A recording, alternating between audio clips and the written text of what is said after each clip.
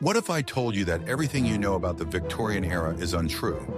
In reality, the most fashionable streets of London and New York bordered the most squalid slums. A luxurious mansion could stand wall to wall with an overcrowded apartment building where disease and despair reigned. It was a world without buffer zones, a world of shocking contrast that we can hardly imagine today.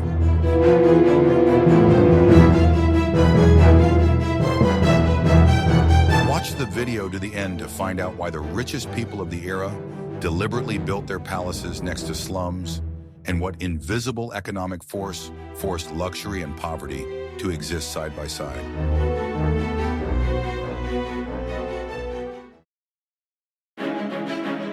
I will reveal the best-kept secret of Victorian cities. To understand this era, you need to smell it, not see it. In the summer of 1858, London was hit by the Great Stink, an unbearable stench from the River Thames, which had turned into an open sewer. The smell was so strong that meetings in the newly built Parliament building became impossible. Curtains were soaked in bleach in a futile attempt to block the miasma. The most powerful people of the great empire found themselves captive to their own waste. This crisis clearly demonstrated the main principle of the Victorian city. There was no separation. The waste of the rich and the poor mixed in the same river, and their homes stood in close proximity to each other. Wealthy Victorians could afford running water and the first flush toilets. But all this sewage was discharged untreated directly into the Thames. The richer the city became, the dirtier its main river became. It was this total sanitary collapse that forced the authorities to act. The construction of the London sewer system under the leadership of engineer Joseph Bazalgette became the greatest infrastructure project of the era. It was the first attempt to separate the world of people from the world of their waste. Until then, the rich and poor had lived in the same broth. Luxurious mansions had beautiful facades facing the main streets, but their backyards often overlooked the same alleys and slums, from which came the noise and stench of poverty.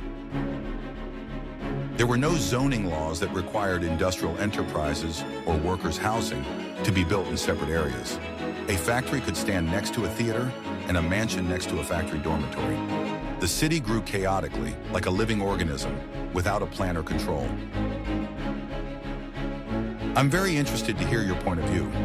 What do you think about how one environmental disaster could change the structure of an entire metropolis? Write about it in the comments.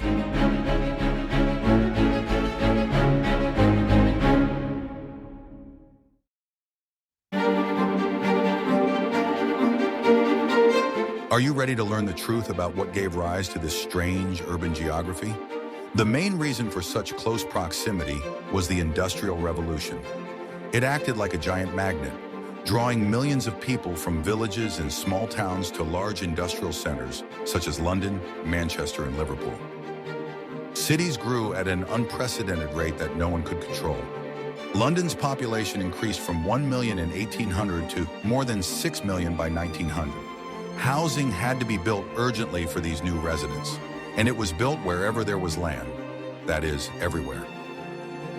New factories and plants required a huge number of workers. These workers had to live as close to their place of work as possible. After all, public transport as we know it did not yet exist, and the working day lasted 12-14 hours, leaving no time for long journeys. Therefore, neighborhoods of cheap, hastily built housing sprang up around each new factory like mushrooms after rain. They were built right on the outskirts of aristocratic districts, on the site of former gardens and vacant lots. Land in the city center was too expensive to be used for anything other than maximizing profit. At the same time, the owners of these factories and plants, bankers and merchants, the new elite of the era, wanted to live in the center. They needed to be close to their businesses, banks, stock exchanges, and government agencies. They built their luxurious mansions on the main streets, demonstrating their success.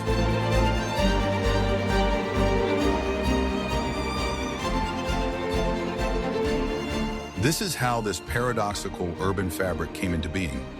On the front facade, the glitz and glamour of the new capitalist world, and literally in the neighboring block, in a maze of narrow streets, poverty, overpopulation, and unsanitary conditions, which fed this glitz with their cheap labor. These two worlds were inextricably linked. The wealth of some depended directly on the proximity and accessibility of others. Without thousands of workers living within walking distance, the giant factories and construction sites would simply have come to a standstill. Thus, the urban geography reflected the social structure. There was a clear hierarchy, but no physical distance. How did this proximity affect people's minds, forcing the rich to put up with such neighbors?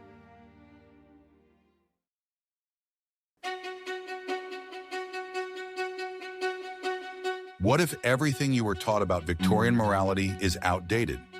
We are used to thinking that wealthy Victorians were indifferent to the suffering of the poor.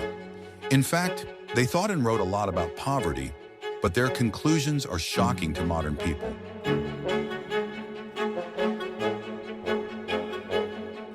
In their minds, poverty was not an economic problem, but a moral vice.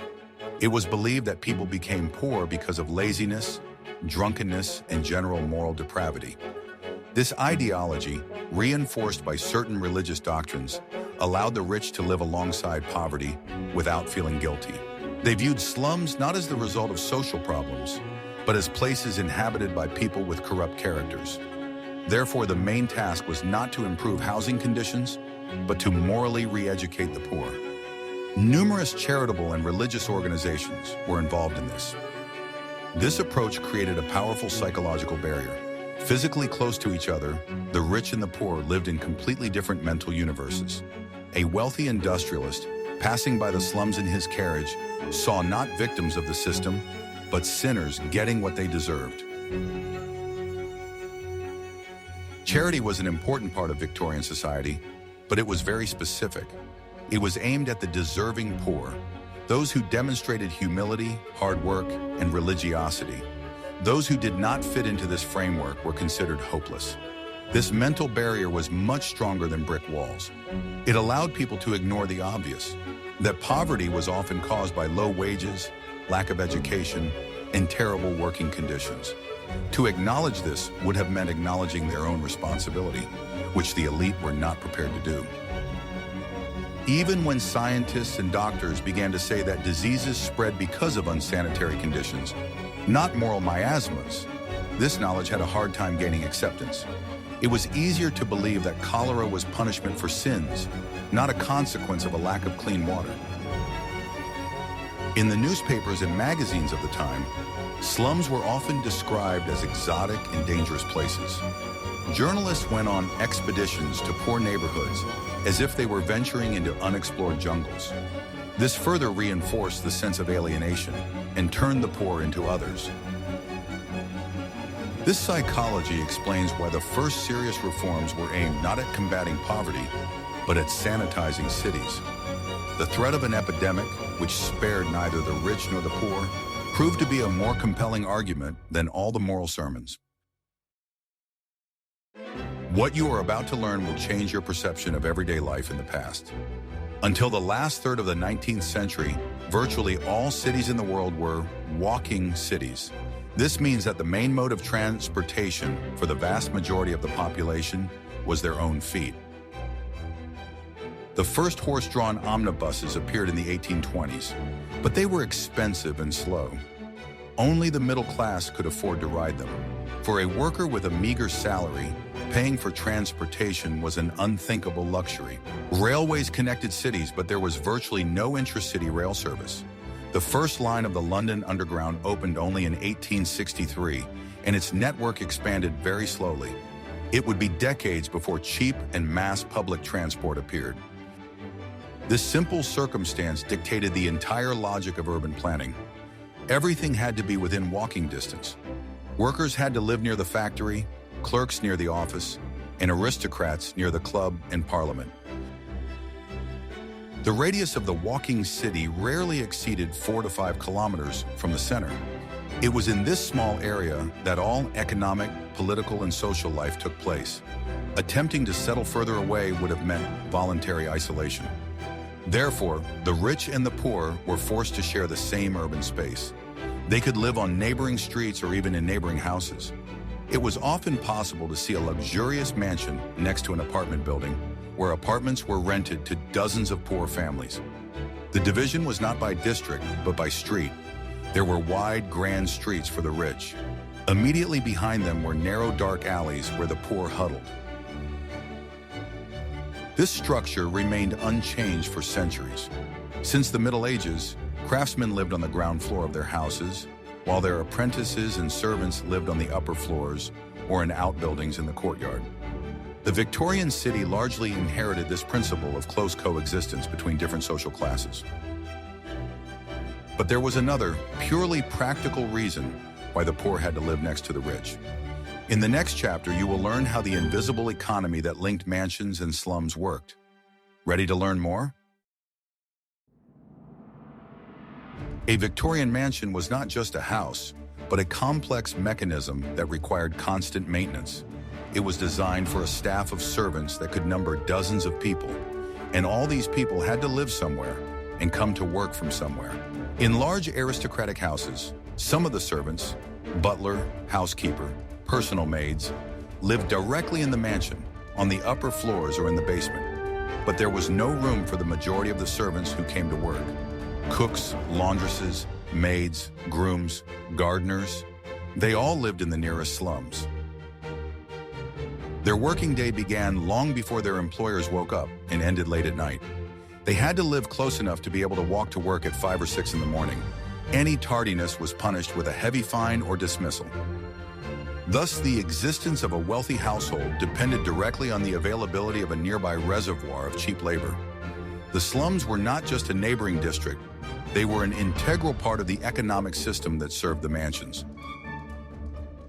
In addition to domestic servants, there was a whole industry of small services. Laundries, sewing workshops, shoemakers, delivery boys. All of them were located in poor neighborhoods but worked for wealthy clients. A laundress would pick up dirty laundry from a mansion, wash it in her own small room, and bring it back. This system was beneficial to everyone. The rich received cheap services with home delivery.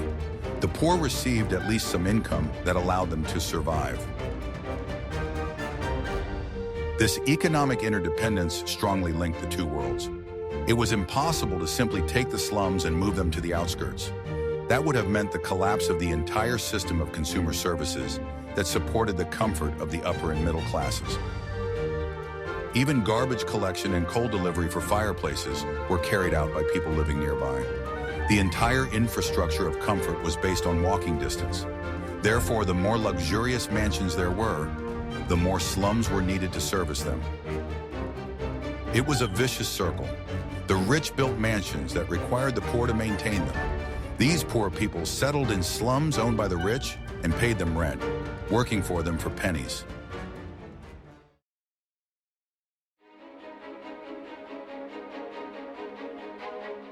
Are you ready for the shocking truth about Victorian architecture?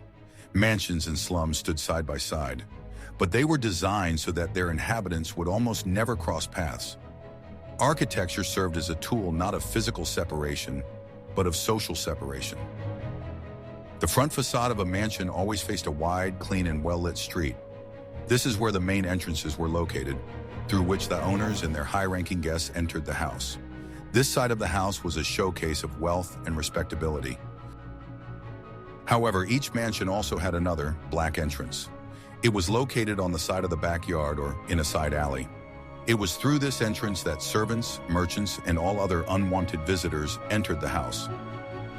Inside the house itself, there was a complex system of corridors and staircases for the servants. It allowed them to move around the house, doing their work, but remaining invisible to the owners. The ideal servant was silent and inconspicuous. Thus, two social worlds could exist under one roof, but in parallel dimensions. The owners lived in a world of ballrooms, living rooms, and libraries. The servants lived in a world of kitchens, laundry rooms, and narrow corridors. The same principle applied on a citywide scale. The rich and the poor walked on different streets. The carriages of the aristocracy moved along the central avenues, while the lives of the poor unfolded in a labyrinth of dirty and narrow alleys. Even parks and squares often had an unspoken division. There were alleys where the clean public walked, and there were remote corners where workers gathered. The appearance of a person in poor clothing in the decent part of the park could arouse the suspicion of the police. Newspapers of the time often published maps that color-coded good and bad areas, but these areas were not miles apart. Often a red, dangerous street was only a couple of 100 meters away from a blue, respectable one. But how did this division affect the position of women, who were considered angels of the hearth? In the next chapter, you will learn about two completely different female worlds that existed side by side. Today, we take urban zoning for granted. There are residential neighborhoods, industrial zones, and business centers. In the Victorian era, nothing like this existed. The idea that the government or municipality should regulate where and what could be built seemed completely foreign. The principle of laissez-faire prevailed, meaning complete non-interference by the state in the economy and private life. It was believed that the market itself would regulate everything in the best possible way. Any landowner could build anything on their land as long as it was profitable. They could erect a luxurious mansion and, on the neighboring plot, if it also belonged to them, build a smoky factory or an overcrowded apartment building. The only limitation was their financial capabilities. This led to complete chaos in urban development. Beautiful Georgian squares could be located next to gasworks. New residential neighborhoods for the middle class were built right next to old, dilapidated slums. The first laws regulating construction appeared only in the mid-19th century, but they did not concern zoning, but sanitary standards and fire safety. For example, they prescribed a certain width for streets or required houses to be connected to the sewer system, if there was one. It would be many decades before comprehensive urban planning laws were passed. Victorians simply did not think in such terms. For them, the city was not a single organism that needed to be planned, but a collection of private properties. This free market philosophy in real estate led to shocking contrasts. Developers who built houses for the poor sought to squeeze the maximum profit out of every square meter. They built tall, dense housing with minimal amenities without caring about the consequences for the surrounding areas. For most of the 19th century, cities grew spontaneously, obeying only one law, the law of profit. And this law dictated that luxury and poverty must live side by side because it was profitable.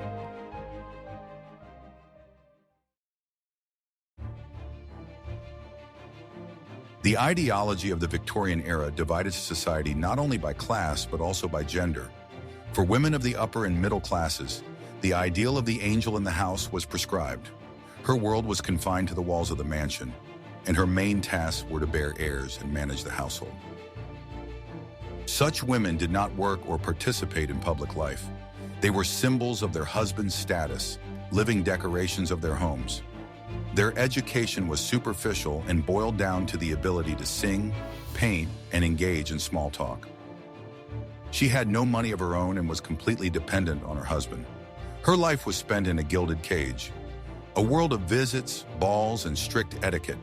To step outside this role meant to bring shame upon herself. But as soon as we crossed the threshold of this mansion and entered the neighboring slums, we found ourselves in a completely different world. For working-class women, there was no such thing as a home. They were forced to work alongside men to feed their families. They worked in textile factories, coal mines, and sewing workshops. Their working day lasted 12-14 hours, and their pay was significantly lower than that of men. At the same time, they were responsible for all the housework.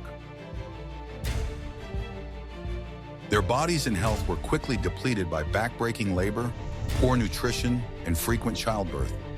They had neither the time nor the energy for education or leisure. Their lives were an endless struggle for survival. These two female worlds, the world of the angel and the world of the worker, were separated by a gulf but at the same time they were constantly in contact. A laundress from the slums washed the delicate lingerie of a lady from a mansion. A mender repaired her lace, and a maid cleaned her rooms. Thus, the comfort and idleness of the angel in the house were directly ensured by the hard labor of women from neighboring neighborhoods. The ideal of femininity created by Victorian culture was accessible to only a few. For most women, it remained an unattainable fantasy. The limitation of rights affected all women, but manifested itself in different ways. A wealthy lady was deprived of economic freedom, while a poor worker was deprived of basic human conditions. Both were hostages to the patriarchal system, but paid different prices for it.